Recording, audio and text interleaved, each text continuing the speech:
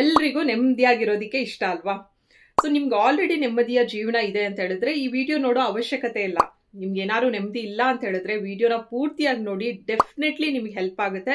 Because ಇದು ನನ್ನ personal experience and solution ಕೂಡ ನಾನೇ ಕಂಡಿಡ್ಕೊಂಡಿದ್ದೀನಿ.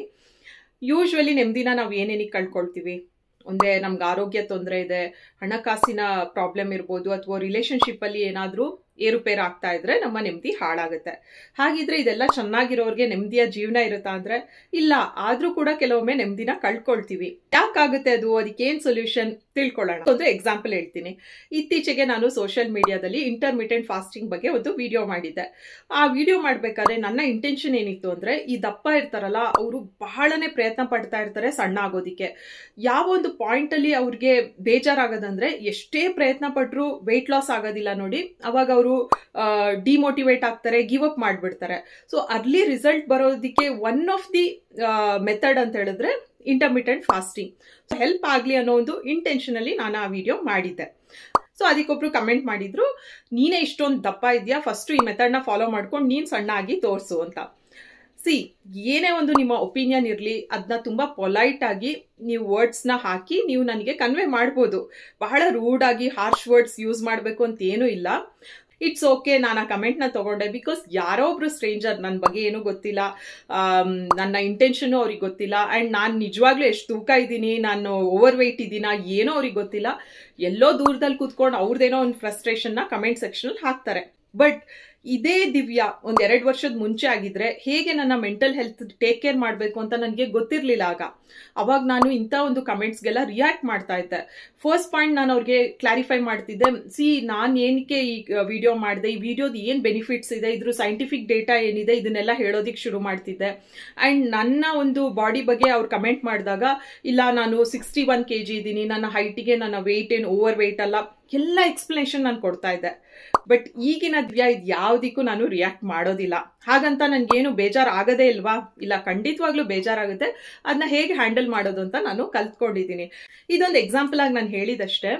ಹೀಗೆ ನಮ್ಮ ಡೈಲಿ ಲೈಫಲ್ಲಿ ಹಲವಾರು ವಿಚಾರಗಳು ನಡೀತಾನೆ ಇರುತ್ತೆ. ನಾವು ಮಾತಾಡೋ ರೀತಿ, ನಡ್ಕೊಳ್ಳೋ ರೀತಿ, ನಮ್ಮ ಮನೆಯವ್ರ ಜೊತೆ, ನಮ್ಮ ಫ್ರೆಂಡ್ಸ್ ಜೊತೆ, ನಮ್ಮ ವರ್ಕ್ ಪ್ಲೇಸ್ ಅಲ್ಲಿ ಕೆಲವೊಮ್ಮೆ ನಮಗೆ ಕನ್ಫ್ಯೂಸ್ ಆಗುತ್ತೆ. ನಾನು ಮಾತಾಡಿದ್ದು ಕರೆಕ್ಟಾ, ಅಥವಾ ನಾನು ನಡ್ಕೊಂಡಿರೋ ರೀತಿ ಕರೆಕ್ಟಾ, ಅಥವಾ ನನ್ನ ಇಂಟೆನ್ಷನ್ ಏನಿತ್ತು, ಅವ್ರು ನನ್ನ ಬಗ್ಗೆ ತಪ್ಪಾಗಿ ತಿಳ್ಕೊಂಡಿದಾರಂದ್ರೆ ಇನ್ನು ನನ್ನಲ್ಲೇ ಏನಾದ್ರು ತಪ್ಪಿತ್ತಾ, ಇದೆಲ್ಲ ನಿಮಗೆ ಯೋಚನೆ ಆಗುತ್ತೆ. ಸೊ ಇದಕ್ಕೆ ನಾನು ಕಂಡಿಟ್ಕೊಂಡಿರೋ ಒಂದು ಸೊಲ್ಯೂಷನ್ ಏನಂದ್ರೆ, ಪ್ರತಿನಿತ್ಯ ಎಷ್ಟಾದ್ರೂ ಕ್ರಿಟಿಸಿಸಮ್ ನಿಮಗೆ ಬರಲಿ, ಕಮೆಂಟ್ಸ್ ಬರಲಿ, ಅಥವಾ ಯಾರು ಏನಾದರೂ ನಿಮ್ಮ ಬಗ್ಗೆ ಅನ್ಕೊಂಡ್ಲಿ, ಎಂಡ್ ಆಫ್ ದಿ ಡೇ ನೀವು ಮಲ್ಕೊಳ್ಳೋಕ್ಕಿಂತ ಒಂದು 10 ನಿಮಿಷ ಮುಂಚೆ ಬೆಳಗಿಂದ ನಾನು ಯಾರ್ಯಾರ ಜೊತೆ ಮಾತಾಡಿದ್ದೀನಿ, ಏನೇನು ಇಂಟ್ರಾಕ್ಷನ್ ಮಾಡಿದ್ದೀನಿ, ಏನೋ ಒಂದು ಬಿಸ್ನೆಸ್ ಮಾಡಿದ್ದೀನಿ, ಅಥವಾ ನಿಮ್ಮ ಪ್ರೊಫೆಷನಲ್ಲಿ ನೀವು ಏನೇನು ಕೆಲಸ ಮಾಡಿರ್ತೀರಿ, ಇದೆಲ್ಲದ್ರ ಹಿಂದೆ ನನ್ನ ಮನಸ್ಸಿನ ಇಂಟೆನ್ಷನ್ ಏನಿತ್ತು, ನಾನು ನಿಜವಾಗ್ಲೂ ಅನಾವಶ್ಯಕವಾಗಿ ರೂಢಾಗಿತ್ನಾ, ಅಥವಾ ನಾನು ಚೆನ್ನಾಗಿ ಪ್ರೀತಿಯಿಂದನೇ ಮಾತಾಡ್ಸಿದ್ದೀನಿ, ಅವ್ರು ನನ್ನ ತಪ್ಪಾಗಿ ತಿಳ್ಕೊಂಡಿದಾರ, ಎಲ್ಲ ಪ್ರಶ್ನೆಗಳನ್ನು ನೀವು ಕೇಳ್ಕೊಳ್ಳಿ. ಸೊ ನಿಮ್ಮೊಳಗಿರೋ ಅಂತರಾತ್ಮ ಇದೆಲ್ಲ, ಅದೇ ನಿಮ್ಮ ಬೆಸ್ಟ್ ಜಡ್ಜ್. ಇನ್ಯಾರಿಗೂ ಆ ರೈಟ್ಸ್ ಕೊಡೋದಿಕ್ಕೆ ಹೋಗ್ಬೇಡಿ.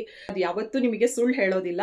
ಅಕಸ್ಮಾತ್ ಅದು ನಿಮಗೆ ನೀವು ಮಾಡಿರೋ ಒಂದು ಕೆಲಸ ಇರ್ಬೋದು, ಮಾತಾಡಿರೋ ರೀತಿ ಸರಿಯಾಗಿದೆ ಅಂತ ಹೇಳಿದ್ರೆ ಆ ರಿಅಶ್ಯೂರೆನ್ಸ್ನ ತಗೊಂಡು ನೆಮ್ಮದಿಯಾಗಿರಿ. ಅದೇನಾದ್ರೂ ನಿಮಗೆ ಇಲ್ಲ, ನೀನು ತಪ್ಪು ಮಾಡಿದ್ಯಾ, ನಿನ್ನ ಇಂಟೆನ್ಷನ್ ತಪ್ಪಿತ್ತು, ನೀನು ಮಾತಾಡಿ ತಪ್ಪಿತ್ತು ಅಂತ ಹೇಳಿದ್ರೆ ಅದನ್ನ ಸರಿ ಮಾಡ್ಕೊಳ್ಳೋದು ಕಡೆ ವರ್ಕ್ ಮಾಡಿ. ಒಂದು ರೂಟೀನ ನೀವು ಫಾಲೋ ಮಾಡೋದ್ರಿಂದ ಇಲ್ವಾ, ನಿಮಗೆ ಒಂದು ಕ್ಲಾರಿಟಿ ಆಫ್ ಥಾಟ್ಸ್ ಇರುತ್ತೆ. ಬೇರೆಯವ್ರು ಹೇಳೋ ಒಂದು ಕಮೆಂಟ್ಸ್ ಇರ್ಬೋದು, ಕ್ರಿಟಿಸಿಸಮ್ ಇರ್ಬೋದು, ಅವ್ರು ಮಾಡೋ ಜಡ್ಜ್ಮೆಂಟ್ ಏನೇ ಇರಲಿ, ನಿಮ್ಮೊಳಗೆ ಒಂದು ಒಳ್ಳೆ ಜಡ್ಜ್ ಕೂತ್ಕೊಂಡು ಅದನ್ನ ನಿಮಗೆ ಕ್ಲಾರಿಫೈ ಮಾಡ್ತಾ ಇರ್ತಾರೆ. ಇದರಿಂದ ನಿಮ್ಮ ಪೀಸ್ ಆಫ್ ಮೈಂಡ್ ಹಾಳಾಗೋದಿಲ್ಲ. ಹೋಗ್ತಾ ಹೋಗ್ತಾ ಇದನ್ನೆಲ್ಲ ನೀವು ಹ್ಯಾಂಡಲ್ ಮಾಡೋದಿಕ್ಕೆ ಶುರು ಮಾಡ್ತೀರಾ. ನೀವು ಯಾವುದೇ ಏಜ್ ಗ್ರೂಪ್ ಇದ್ದೀರಾ, ನೀವು ಮನೇಲಿ ಹೌಸ್ ವೈಫ್ ಇರ್ಬೋದು, ಹೊರಗೆ ವರ್ಕಿಂಗ್ ಇರ್ಬೋದು, ನೀವು ಕಳ್ಳರು ಇರ್ಬೋದು, ಅಥವಾ ಜೈಲಲ್ಲಿ ಕೂತಿದ್ದೀರಾ, ಇಲ್ಲ ನೀವು ಯಾವುದೇ ಸ್ವಾಮೀಜಿನೂ ಆಗಿರ್ಬೋದು, ಎಲ್ಲರಿಗೂ ಕೂಡ ಕಾಮನ್ ಆಗಿರೋ ಒಂದು ಜಡ್ಜ್ ಅಂದ್ರೆ ನಿಮ್ಮೊಳಗಿರೋ ನಿಮ್ಮ ಅಂತರಾತ್ಮ. ಸೊ ದೊಡ್ಡ ತೊಂದರೆನೇ ಇರಬೇಕು ಅಂತ ಏನಿಲ್ಲ ಲೈಫಲ್ಲಿ. ಸಣ್ಣ ಪುಟ್ಟ ವಿಚಾರಕ್ಕೂ ನೆಮ್ಮದಿ ಕಳ್ಕೊಳ್ಳೋರು ಇದ್ರೆ ಈ ಒಂದು ಮೆಥಡ್ನ ಫಾಲೋ ಮಾಡಿ, ನಿಮಗೆ ಹೆಲ್ಪ್ ಆಗುತ್ತೆ. Thank you.